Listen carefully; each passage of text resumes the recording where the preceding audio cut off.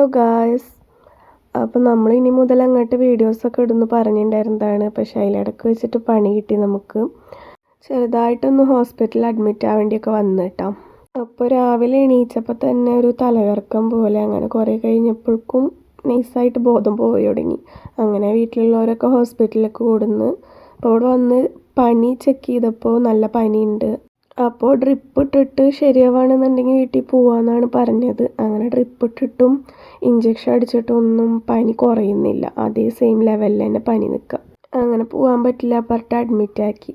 അപ്പോൾ കഞ്ഞിയാണ് കേട്ടോ കുടിക്കുന്നത്. കാരണം കഞ്ഞില്ലാതെ വേറെ ഒന്നും കഴിക്കാൻ പറ്റണില്ല. ചോറൊന്നും തീരെ തിന്നാൻ പറ്റണില്ല. കഞ്ഞിയാകുമ്പോൾ വേഗം ഇറങ്ങിപ്പോയിക്കോളുമല്ലോ. അപ്പോൾ അതാണ്ട് കുടിക്കും. എന്തെങ്കിലുമൊക്കെ കുടിക്കണ്ടേ, വെറുതെ പട്ടിണി കിടന്നിട്ടുണ്ടെങ്കിൽ ചത്തു പോവില്ലേ.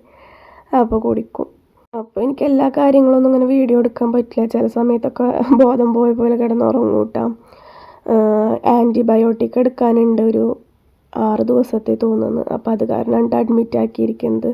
അതെടുത്താലേ കുറയുള്ളൂ എന്നാണ് പറയുന്നത്. അങ്ങനെ ഇപ്പോൾ 3 ഡോസൊക്കെ എടുത്ത് കഴിഞ്ഞ്. ഞാനിപ്പോൾ ഈ വ്ളോഗാക്കി ഇടുന്നത് ഈ 3 ദിവസം അഡ്മിറ്റ് ആയതിൻ്റെ ഫുള്ളായിട്ടാണ് കേട്ടോ. അവിടെ നിന്നൊക്കെ എടുത്തിട്ട്. കാരണം എനിക്കൊക്കെ കൂടെ അങ്ങോട്ട് എടുക്കാനുള്ളൊരു സ്ഥിതി അല്ലായിരുന്നു. ഞാനാണെങ്കിൽ എന്നും ഇനി വീഡിയോ ഇടുമെന്നും പറഞ്ഞും പോയി.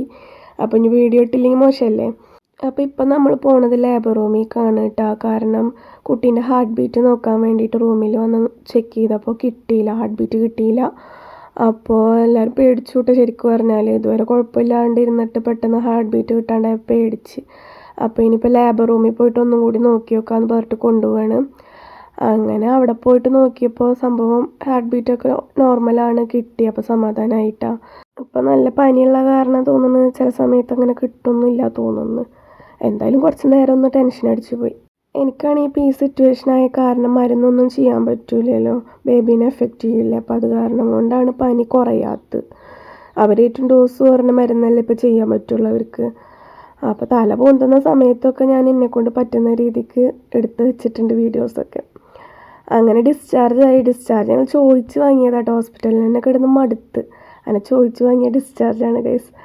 അങ്ങനെ കയ്യിലെ ക്യാനിൽ ഊരിയിട്ടില്ല. കാരണം എന്താ വെച്ചിട്ടുണ്ടെങ്കിൽ അതിന് വീട്ടിൽ പോയിട്ട് അവിടെ അടുത്തുള്ള ഹോസ്പിറ്റലിൽ നിന്ന് ഇഞ്ചക്ഷൻ ചെയ്യാനുണ്ട്. അപ്പോൾ അത് കാരണം അത് അവർ ഊരി തന്നില്ല. അങ്ങനെ ഒരുവിധം ഡിസ്ചാർജായി വീട്ടിൽ പോയോണ്ടിരിക്കുകയാണ്. അപ്പോൾ അത്രയേ ഉള്ളൂ കേട്ടോ ഇന്നത്തെ ഒരു വ്ളോഗ്. Bye bye.